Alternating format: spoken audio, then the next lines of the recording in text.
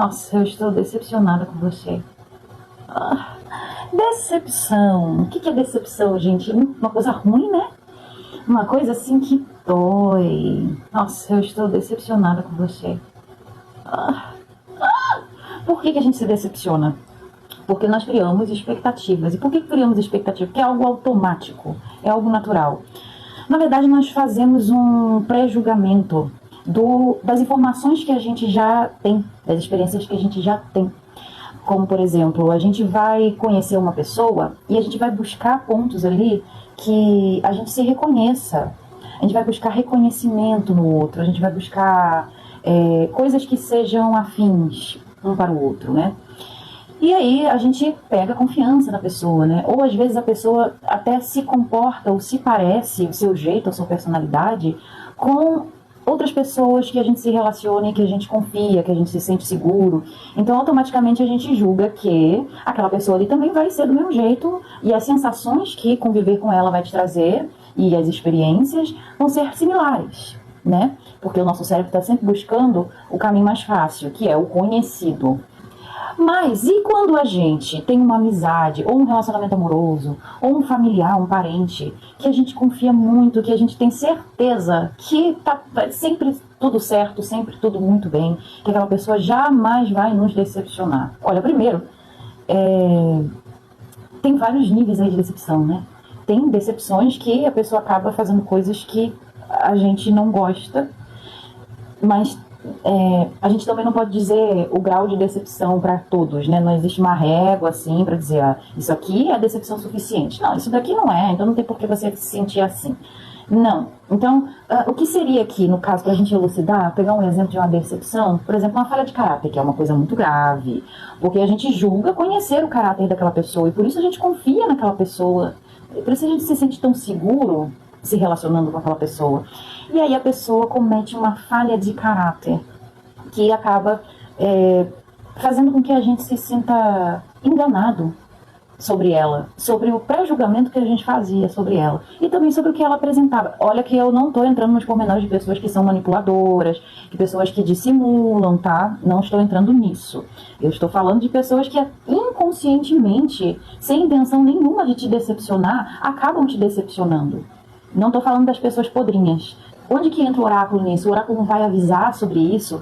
Primeiro, se é uma pessoa que você já tem confiança, que você já tem convivência, que você está convicto ou convicta, né, de que não vai acontecer nada de errado, você não vai ficar buscando oráculo para ficar medindo a temperatura da amizade e do comportamento do outro.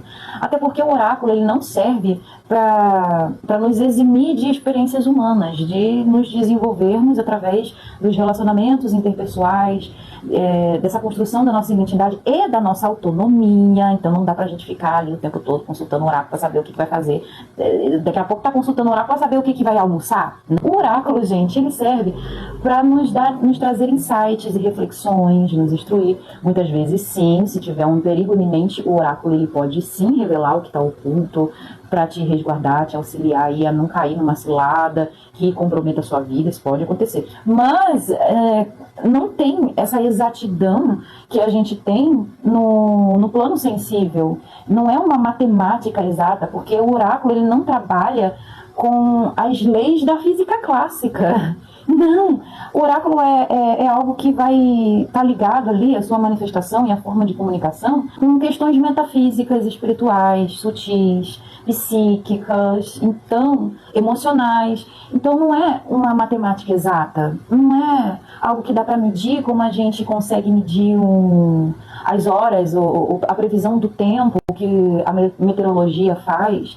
As mensagens que o oráculo traz são com essas nuances. Tanto que todo oraculista segue uma questão ética que muitas vezes é até universal, como por exemplo quando um cliente pergunta se está havendo traição, né? Às vezes pode aparecer sim uma traição, mas a mensagem a forma que a gente vai transmitir essa resposta não é assim, olha, vou jogar aqui na sua cara que está havendo uma traição. Isso é irresponsabilidade, tanto que nós vimos há poucas semanas atrás um caso de que a moça se consultou com um oraculista e falou que o ex-marido dela estava tendo um caso com a irmã dela e deu caso de polícia aí, né? Ela foi tirar satisfação com a irmã e deu um BO do cacete. Então a gente segue uma ética de que certas coisas a gente não fala diretamente, a gente transmite a resposta do que o oráculo traz para uma reflexão da pessoa, porque a gente tem que respeitar o processo dela, o amadurecimento dela. E quando você, que é oraculista, se decepciona com alguém, saiba que isso é normal, tá? Você não vai ser menos oraculista, você não vai ser menos competente como oraculista, se você não conseguiu prever aí coisas negativas, decepções, traições, mentiras, até porque você também é dotado de uma sensibilidade psíquica que através dela você consegue captar as nuances também, consegue captar as mensagens, as entrelinhas. E a gente tem até o estudo comportamental, não só dentro da psicologia, mas na questão de você reconhecer no outro alguns padrões que são nocivos para você. Com o tempo, a gente tem até guardado alguns registros do nosso inconsciente coletivo e até também no ambiente e na cultura que a gente foi criado. Falar uma coisa, você não tem culpa de enxergar algo positivo em alguém, sendo que esse alguém não enxerga aquilo.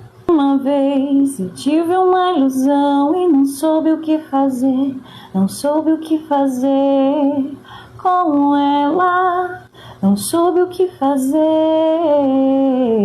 e ela se foi, porque eu a deixei, porque eu a deixei, não sei. Eu só sei que ela se foi.